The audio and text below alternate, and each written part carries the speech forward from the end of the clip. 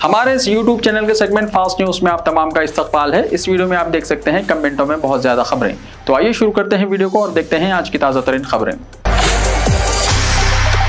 बीवी ने शौहर की खबर पर शादी की सालगिरह मनाई। एक बीवी ने शौहर की खबर पर शादी की सालगिरह मनाई। ये वाक़या जिले जगत्याल के वेलगुंडूर मंडल में पेश आया। सिदम्बमपल्ली के रहने वाली सुदर्शन की गुज़िश्ता साल सड़क हादसे में मौत वाक़ हो गई थी। सुदर्शन की 3 मार्च 2014 को प्रवलिका से शादी हुई थी। हर साल दोनों बड़ी धूमधाम से शादी की सालगिरह मनाया करते थे। अगरचे कि इसका शौहर जिस्मानी तौर पर जुदा हो चुका है, मगर प्रवलिका की यादों में जिंदा है। शादी की सालगिरह का दिन आते ही प्रवलिका ने अपने शौहर की याद में जुमेरात को शौहर की खबर को फूलों से सजाते हुए केक काटा और शादी की सालगिरह मनाई। इस वाक़े की वीडियो सोशल मीडिया में तेजी से वायरल हो रही है। हैदराबाद से वरंगल जाने वाली बस की टक्कर, 3 मजदूर हलाक। तेलंगाना के जिले यादाद्री भोंगीर में हुए भयानक सड़क हादसे में 3 अफराद हलाक और दीगर 3 जख्मी हो गए। यह हादसा आलेर मंडल के मंतापुरी बस स्टॉप के पास उस वक्त पेश आया जब हैदराबाद से वरंगल जाने वाली आरटीसी बस ने डिवाइडर का काम करने वाले मजदूरों समेत ट्रैक्टर को टक्कर दे दी। इस हादसे में 2 मजदूर मौके पर ही हलाक हो गए, जबकि एक खातून हॉस्पिटल मुंतकिल करने पर जांबान न हो सकी। मरने वालों की शनाख्त लक्ष्मी श्याम के तौर पर की गई है, जबकि एक और महलूक की शनाख्त नहीं हो सकी।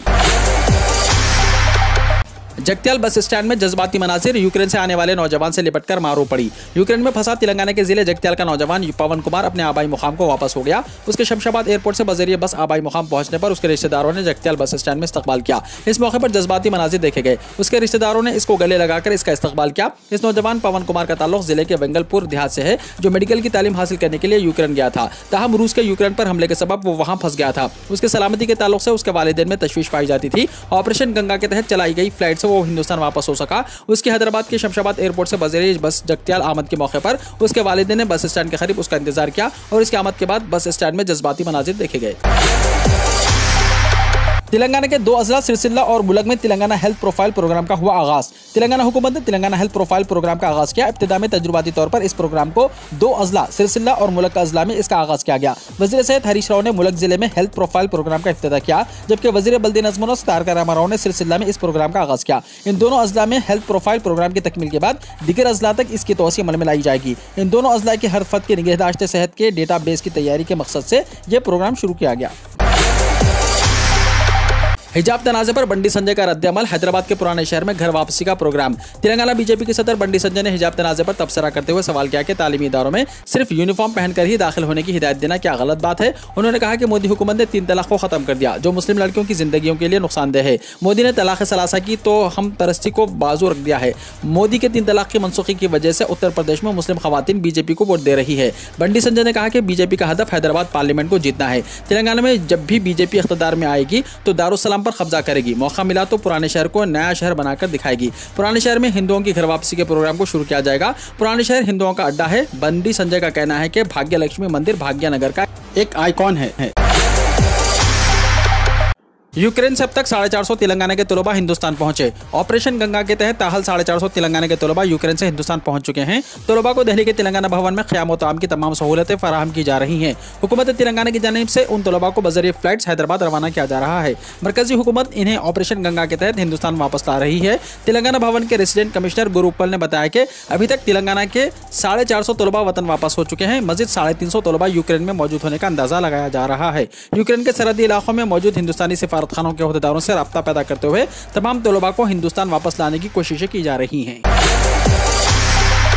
आलमी यौम ख़वातीन के मौके पर शहर में मुख्तलिफ प्रोग्राम।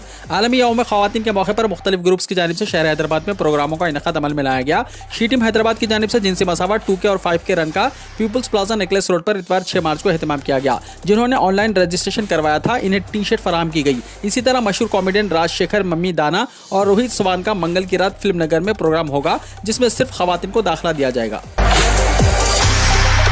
कल पीर से तेलंगाना असेंबली का बजट इजलास, वजीर फाइनेंस हरीश राव पेश करेंगे बजट। तेलंगाना असेंबली का बजट इजलास पीर 7 मार्च से आगाज हो रहा है। आज शाम चीफ मिनिस्टर चंद्रशेखर राव की सदारत में मुनक्किदा काबीना के इजलास में बजट को मंजूरी दी गई, जो कल पीर को वजीर फाइनेंस हरीश राव असेंबली में बजट पेश करेंगे। इस मरतबा बजट सेशन का आगाज गवर्नर के खुतबे से नहीं होगा। कोरोना वबा का असर रियासत में कम हो गया है। बावजूद इसके असेंबली इजलास के दौरान तमाम एहतियाती इक़दाम करने के अहकाम जारी किए गए हैं। महकमा सेहत के अहदेदारों को असेंबली के अहाते में कोरोना टेस्टिंग सेंटर कायम करने की हिदायत दी गई है। असेंबली और काउंसिल के इजलास के दौरान सिक्योरिटी के माकूल इंतजाम करने की महकमे पुलिस को हिदायत दी। राजभवन और हुकूमत के दरमियान टकराव, गवर्नर खुतबे के बगैर बजट इजलास पर तमिलिसाई सविंदराराजन का सख्त रद्द-ए-अमल। गवर्नर तेलंगाना तमिलिसाई सविंदराराजन ने असेंबली के बजट सेशन में उनका खुतबा शामिल न करने पर सख्त रद्द-ए-अमल का इजहार करते हुए कहा कि गवर्नर का खुतबा न होने की वजह से गुज़िश्ता एक साल के दौरान हुकूमत की कारकर्दगी पर मुबाहिस के इख्तियार से अरकान महरूम हो रहे हैं।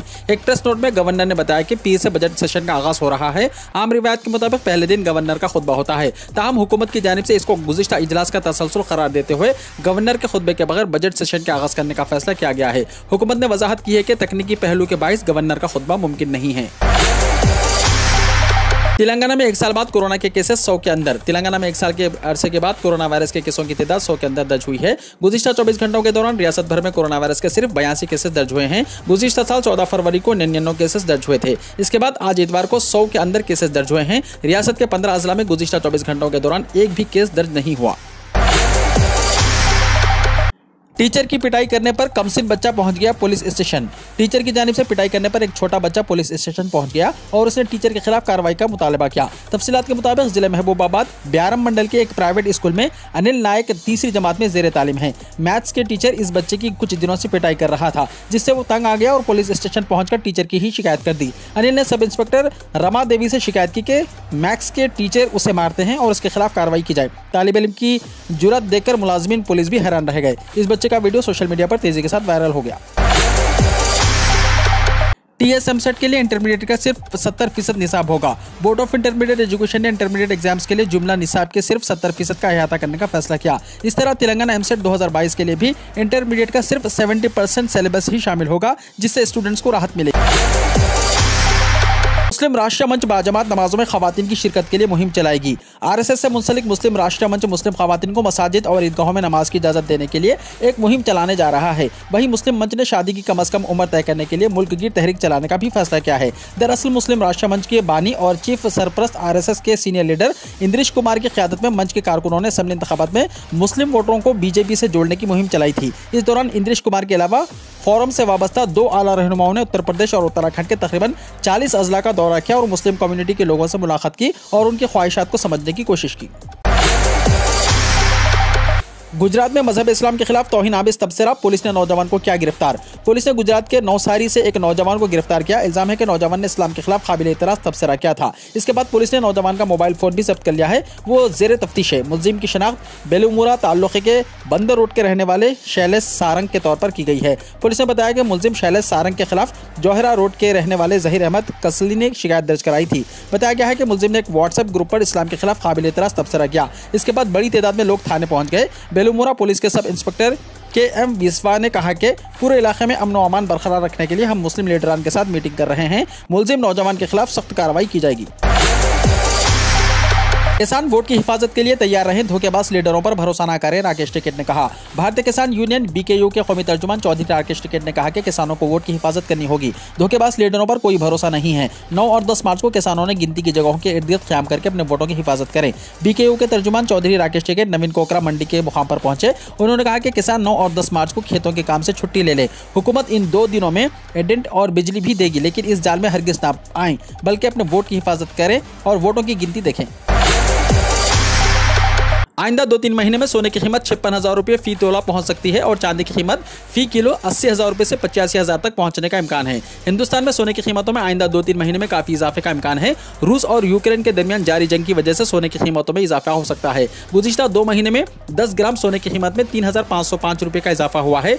Indian billion and jewellers association यानी IBJA के वेबसाइट के मुताबिक सोने की कीमत जो 1 जनवरी को 48,279 रुपये तक पहुँच गई थी, हाल ही में 51,784 रुपये तक पहुंच गई है। जारी हफ्ते 10 ग्राम सोने की कीमत 894 रुपये इजाफे के साथ 51,784 रुपये हो गई। गुज़िश्ता महीने की 28 तारीख को 24 कैरेट सोना 50,890 रुपये तक हो गया और अगले 2 से 3 महीने में सोने की कीमत 56,000 रुपये तक पहुंचने का इम्कान है। सऊदी अरब में कोरोना से मुताल्लिक कई पाबंदियां खत्म, क्वारंटाइन और RT-PCR टेस्ट बर्खास्त। सऊदी अरब ने कोरोना से मुताल्लिक कई पाबंदियों को खत्म कर दिया है। 2 मुक़द्दस मसाजिद मक्का मुकर्रमा और मदीना मुनव्वरा में समाजी फासले को खत्म कर दिया गया, अलबत्ता मास्क को लाजमी करार दिया गया है। मुमलिकत में आने वाले अफराद के लिए कोरोना के RT-PCR टेस्ट और क्वारंटाइन को खत्म कर दिया गया। मुल्क में कोरोना वायरस के केसों में कमी के पेश नज़र शाही हुकूमत ने फैसला किया है। 2 दिन पहले हुकूमत ने उम्रा पर आयद पाबंदी को खत्म कर दिया है। सऊदी अरब की शाही हुकूमत ने हर उम्रा और हर मुल्क के अफराद के लिए उम्र की अदायगी का मौका फराहम करने का ऐलान किया है। सऊदी वजीर हज का कहना है कि कोरोना वबा के बाइस उम्र अदायगी महदूद की गई थी, ताहम अब ये सादत सबके लिए आम कर दी गई है। यूक्रेन में रूसी हमले में 3 अफराद हलाक। रूसी फौजियों ने इतवार के रोज यूक्रेन के इरपिन में एक पुल को निशाना बनाया, जिसमें 2 बच्चों समेत आम शहरी हलाक हो गए। बरतानवी अखबार के मुताबिक मारिउपोल की सिटी काउंसिल ने कहा कि शहरियों को निकालने के लिए दूसरी जंगबंदी की कोशिश की जाएगी। वीडियो को लाइक शेयर कीजिए और हमारे इस YouTube चैनल को सब्सक्राइब करते हुए इसके बेल आइकॉन को भी प्रेस कर लीजिए, ताकि ऐसी ही ताज़ा तरीन खबरों का नोटिफिकेशन सबसे पहले आपको मिलता रहे।